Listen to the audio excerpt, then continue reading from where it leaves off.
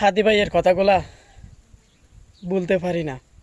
হাদি ভাইয়ে মানুষের মনে ভিতরে এমন করে জায়গা নিয়ে নিয়েছিল, মৃত্যুর পরে মানুষ এখনও আফসোস করে কীরকম একটা ছেলে ছিল হাদি ভাই। উফ, খুব আফসোস লাগে, কষ্ট ছাড়া কিছু বুঝি না। চলেন আগে ভিডিওটা একটু দেখে আসে।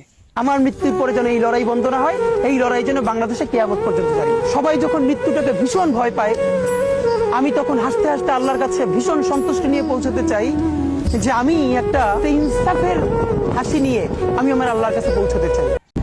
হাদি ভাই মানুষের মনে ভিতরে এমন করে জায়গা করে নিছে, উনি কেউ বলতে পারবে না। হাদি ভাই কি, হাদি ভাই একটা এমন একটা মানুষ ছিল, দেশের মধ্যে এখনো বর্তমানে মানুষে কান্না করে হাদি ভাইয়ের জন্য। কেউ কখনো খারাপই চায়নি, সবাই বালা চাইছিল সবার জন্য। হ্যাঁ, হাদি ভাই এমন একটা যোগ্যতা মানুষ ছিল, প্রবাসে দেশে মানুষে এখনও আফসোস করে হাদি ভাইয়ের জন্য।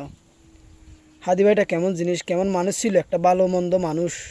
তার প্রতি কথাই প্রত্যেক উজুরলে ওয়াজ করতেছে, তার জন্য দোয়া করতেছে, তার কবরটা যেন জান্নাতের বাগান করে দে, সবাই এটা দোয়া করতেছে। কিন্তু আমরা ভুলি নাই, হাদি ভাইয়ের কথাগুলো শুনলে হৃদয়টা খুব কান্না করে, খুব আফসোস লাগে। এমন একটা মানুষ ছিল, উফ, সবার কলেজের ভিতরে জায়গা করে নিয়েছে উনি।